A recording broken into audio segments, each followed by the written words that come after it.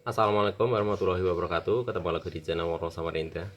Hari ini saya akan ngelas kompresor ya, yang sudah saya perbaiki, yaitu kemarin itu macet ya. Dari kompresor macet itu belum tentu kompresor rusak ya. Biasanya kompresor macet itu dikarenakan yaitu kemasukan air ya, akhirnya kompresor itu macet. Dan ini kompresor sudah saya perbaiki, sudah saya bersihkan ya. Jadi kalau kompresor kena air itu tinggal kita bersihkan saja, jadi kita tidak melakukan perbaikan apa-apa. Jadi kita bersihkan dari seluruh ruangan di sini, atau yang di dalam di sini itu ada tabung ya, di sini juga ada filter, dan di sini ada tabung. Ini kita bersihkan semuanya. Masalahnya di dalam itu banyak kotorannya. Biasanya kalau kompresor yang sudah pernah kemasukan air itu biasanya banyak kotorannya seperti itu. Apa yang jadi kotoran di dalam itu? Yang jadi kotoran itu ya adalah air yang tercampur oleh oli, lalu dia mengental ya, mengental di dalamnya, dia menjadi kotoran. Jadi seluruh kompresor ini kemarin itu sudah kotor banget ya. Sudah banyak videonya sudah saya upload, yaitu mulai pembongkaran kompresor ini hingga proses pengelasannya dan proses mengatasinya. Jadi sudah saya upload semuanya di YouTube, itu sudah banyak videonya. Jadi buat teman-teman semuanya yang mau menonton bagaimana cara awalnya, cara membongkarnya, dan bagaimana cara pemasangan klep, dan bagaimana cara membersihkan, di situ sudah ada semuanya video saya ya. Saya anggap saja itu sudah lengkap, mulai penanganan pertama hingga akhir, dan bagaimana cara lilitnya juga sudah ada di videonya. Walaupun belum lengkap semuanya kompresor, nanti saya suatu saat akan memberikan tutorial, yaitu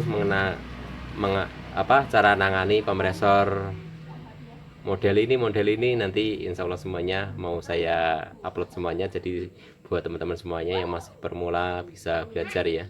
Jadi saya juga belajar, jadi buat teman-teman semuanya bisa menyimaknya bagaimana cara saya belajar itu. Oke, sekarang langkah terutama saya akan, yang pertama kita tambahkan oli dulu sebelum kita melakukan pengelasan.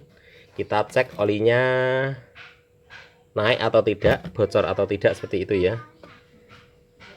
Biasanya kompresor yang macetnya itu dikarenakan kemasukan air, itu biasanya kompresor bagus teman-teman ya. Masalahnya saya baiki ini. Jadi apabila kita perbaikan kompresor kalau sudah oli naik, itu jangan dibaiki ya. Itu sudah tidak bisa dibaiki.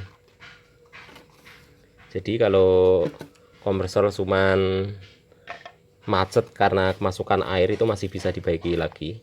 Jadi saya isi satu botol teh gelas ini penuh teman-teman ya, segini. Misalnya kurang sedikit ya enggak apa-apa. Ini sudah bisa ini. Masalahnya ini kompresornya kecil. Kalau kompresor besar bisa gunakan gelas aqua ya. Karena ini kompresornya kecil, saya gunakan gelas teh gelas saja.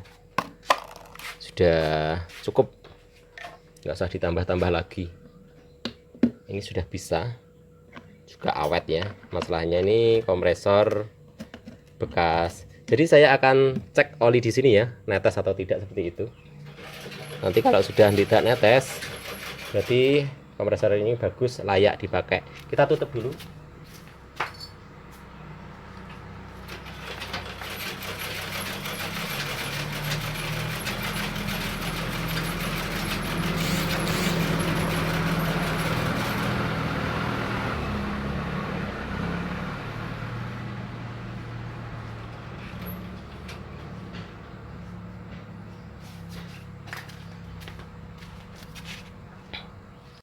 Setelah kita tutup, kita coba sebentar ya, dorongan atau olinya ada netes atau tidak, seperti itu. Kita bersihkan dulu di bagian di sini. Apabila olinya netes, nanti tidak saya gunakan ya. Sambil kita tekan kompresinya, kuat apa atau tidak. Kalau kita tidak tahan untuk menutupnya, maka kompresinya bagus. kita tidak tahan ternyata untuk menutupnya di sini. Ya. Berarti kompresinya sudah bagus. Kita bersihkan dulu.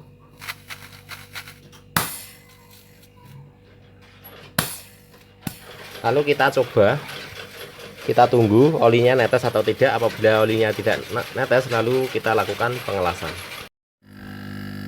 Perhatikan kompresor yang bagus itu percikan oli itu tidak ada percikan oli yang mengarah ke lubang di sini.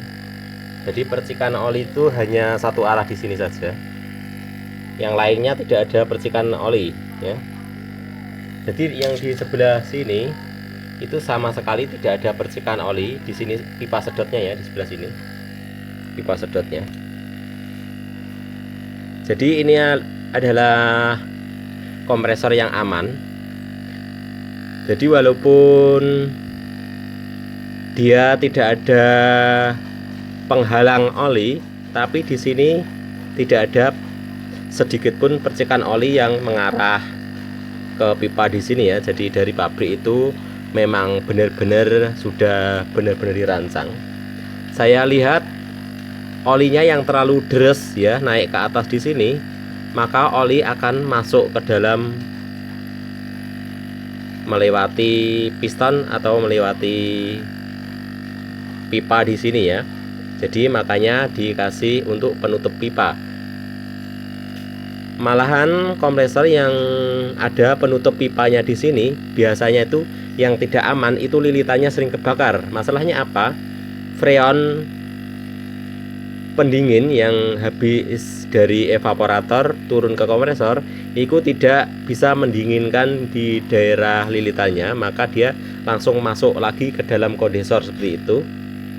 Contohnya seperti, sebentar mau saya kasih tahu contohnya ya. Contohnya kompresor yang kita tutup dulu pelan-pelan, masalahnya masih bunyi. Di apa tadi nutupnya?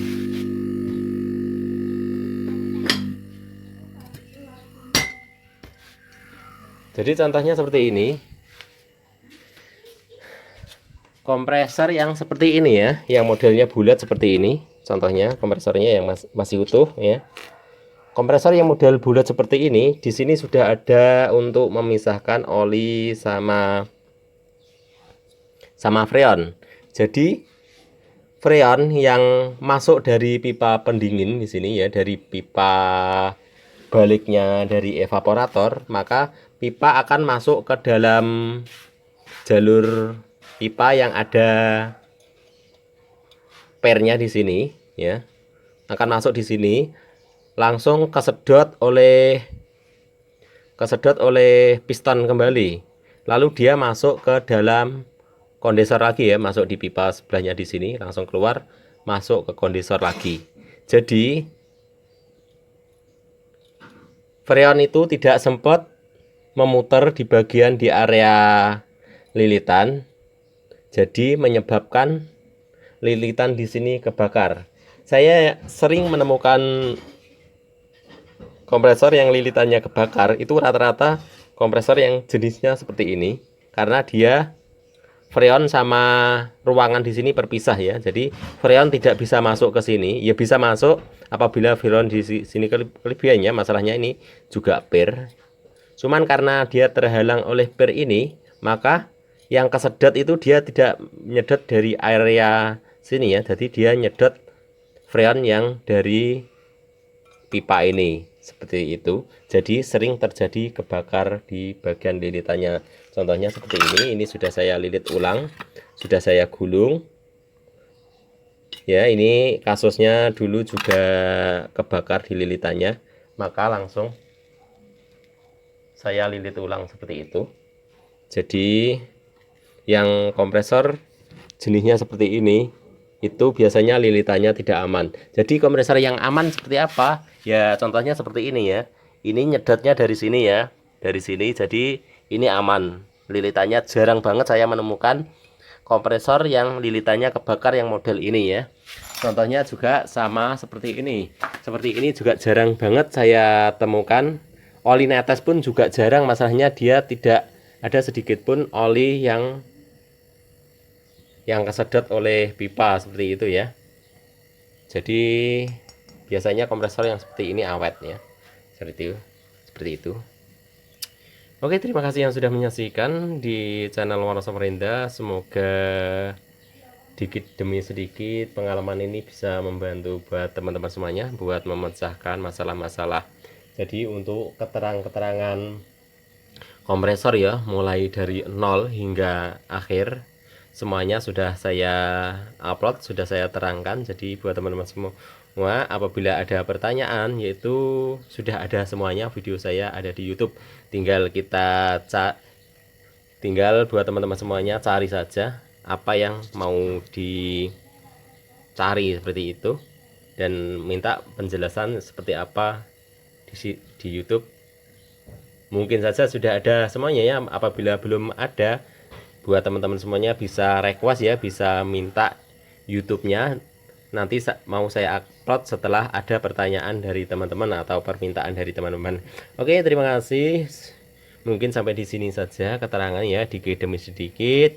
Mudah-mudahan bisa membantu teman-teman semuanya yang pernah mengalami kegagalan perbaikan dan permasalahan-permasalahan yang lain. Apabila buat teman-teman semuanya akan melakukan pengelasan, maka kita cek dulu kompresor ini bagus atau tidak ya.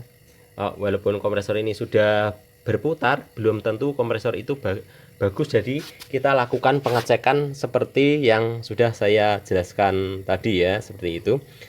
Jadi bagaimana cara ngatasinya dan kompresor seperti apa yang sering mengalami terbakar atau rusak tadi sudah saya jelaskan. Mungkin apabila kurang lengkap penjelasan saya, nanti bisa di request dari teman-teman semuanya ya.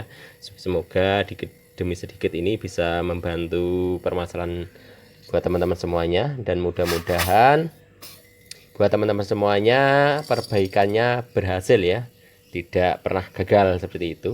Apabila gagal biasanya itu hanya permasalahan di kompresor ya, seperti itu.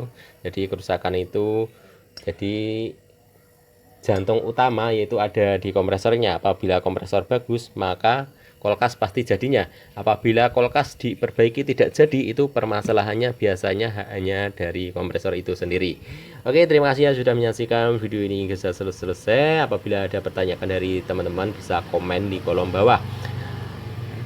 Dan terima kasih atas dukungannya dari teman-teman semuanya, dan terima kasih atas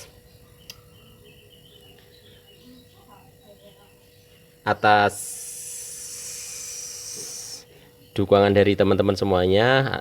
Subscribe-nya saya ucapkan terima kasih. Yang belum tekan tombol subscribe-nya, tekan tombol subscribe-nya dulu dan aktifkan notifikasi loncengnya supaya tidak tertinggalan dengan updatean video saya untuk berikutnya ya. Jadi apabila nanti saya mengupload video terbaru, maka Anda akan mengetahui yang pertama kalinya dengan cara tekan tombol loncengnya ya.